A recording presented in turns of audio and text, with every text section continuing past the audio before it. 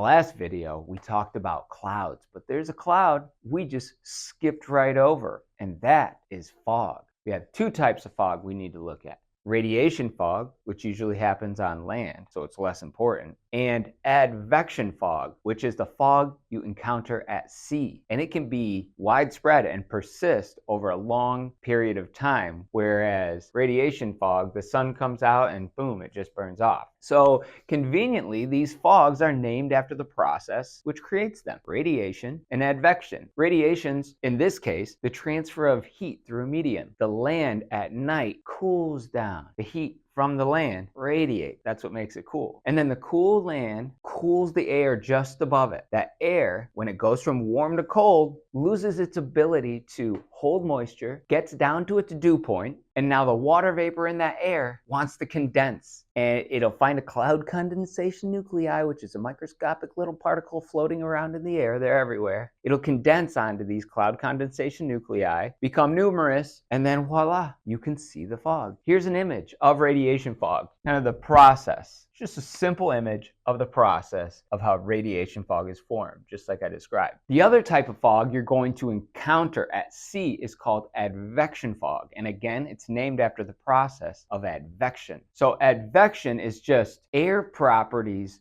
being transported by the wind. So in this case, we have warm, moist air being transported by the wind, and it encounters cold water like this.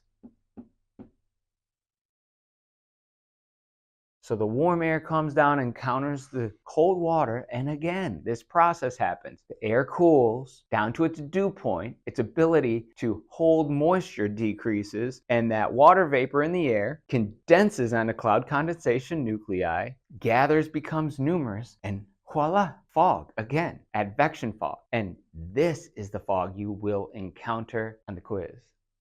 When you are out on some cold water and there's a very warm, moist air that blows in, it'll create that fog.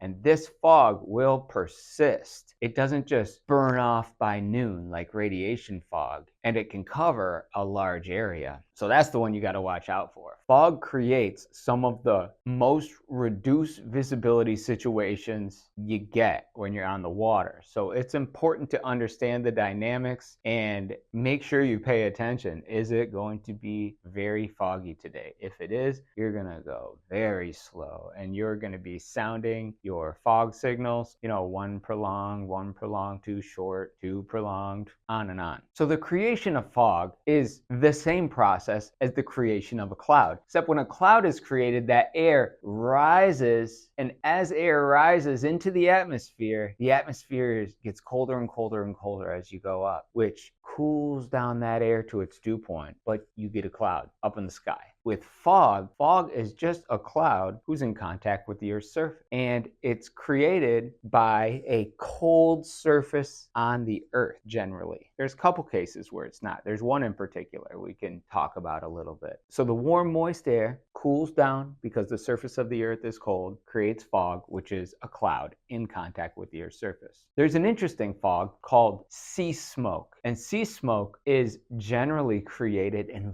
very cold conditions. You can imagine it's like -20 Fahrenheit and everything is frozen, and an icebreaker comes and breaks a path through the ice. Well, that -20, -30 Fahrenheit degree air hits that water. You'd think the water's freezing, right? Well, it's relatively warm compared to the air. Creates a condition for what we call sea smoke. And sea smoke is just essentially that warm water steaming because the air is so cold. So that's interesting, right? Sea smoke, great. But what we really need to focus on is radiation fog and advection fog. Be familiar with advection fog and just understand the main principle of it. Especially after studying clouds, this fog stuff is the same. Same process, different names. Radiation fog, advection fog. Advection fog is the one you're going to encounter at sea, so we focus on it. After this, pass that quiz in this section. It'll unlock the part about fronts, and we'll go right into fronts. We'll see you there.